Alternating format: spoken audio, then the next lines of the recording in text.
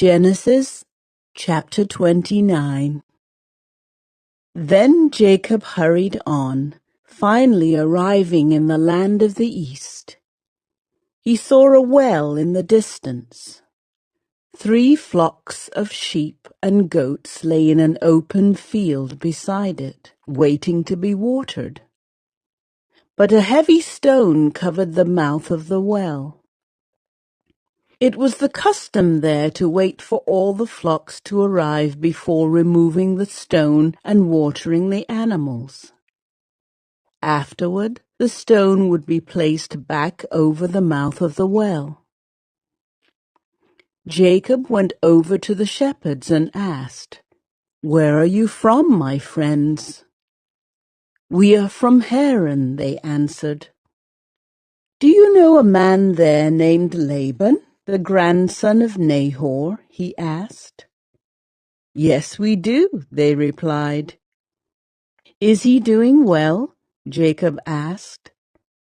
"Yes, he's well," they answered. "Look, here comes his daughter Rachel with the flock now." Jacob said, "Look, it's still broad daylight, too early to round up the animals.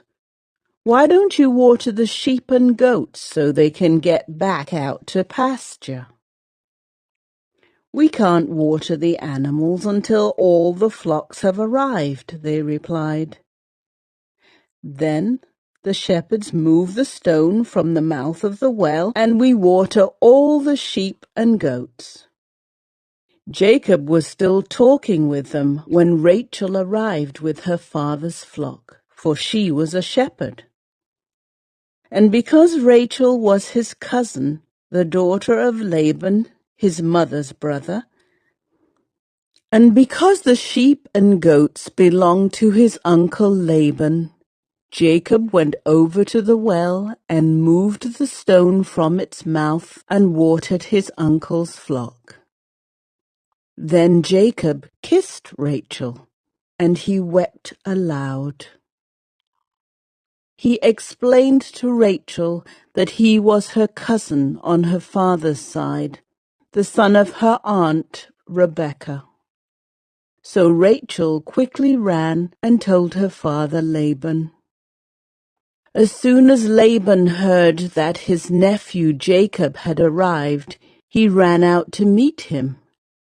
He embraced and kissed him and brought him home. When Jacob had told him his story, Laban exclaimed, "You really are my own flesh and blood." After Jacob had stayed with Laban for about a month, Laban said to him, "You shouldn't work for me without pay just because we are relatives. Tell me how much your wages should be." Now Laban had 2 daughters.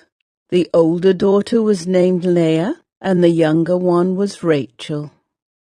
There was no sparkle in Leah's eyes, but Rachel had a beautiful figure and a lovely face.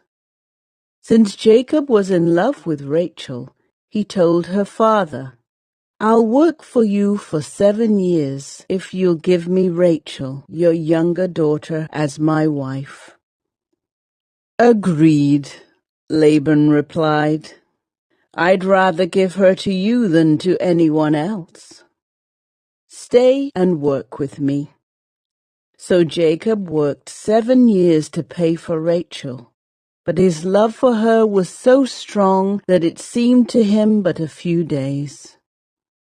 Finally, the time came for him to marry her. "I have fulfilled my agreement," Jacob said to Laban. "Now give me my wife so I can sleep with her." So Laban invited everyone in the neighborhood and prepared a wedding feast. But that night, when it was dark, Laban took Leah to Jacob, and he slept with her. Laban had given Leah a servant, Zilpah, to be her maid.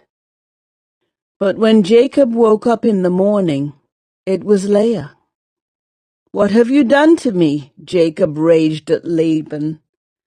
I worked 7 years for Rachel. Why have you tricked me? It's not our custom here to marry off a younger daughter ahead of the firstborn, Laban replied. But wait until the bridal week is over, then we'll give you Rachel too, provided you promise to work another 7 years for me. So Jacob agreed to work 7 more years.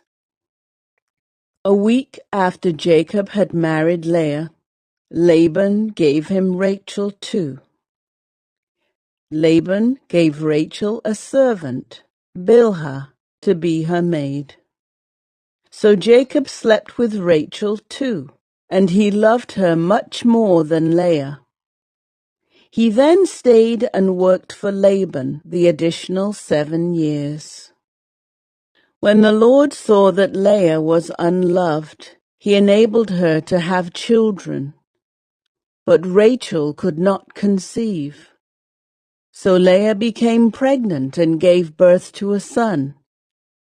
She named him Reuben, for she said, "The Lord has noticed my misery, and now my husband will love me." She soon became pregnant again and gave birth to another son. She named him Simeon, for she said, "The Lord heard that I was unloved and has given me another son." Then she became pregnant a third time and gave birth to another son. He was named Levi, for she said, "Surely this time my husband will feel affection for me, since I have given him 3 sons." Once again, Leah became pregnant and gave birth to another son. She named him Judah, for she said, "Now I will praise the Lord." And then she stopped having children.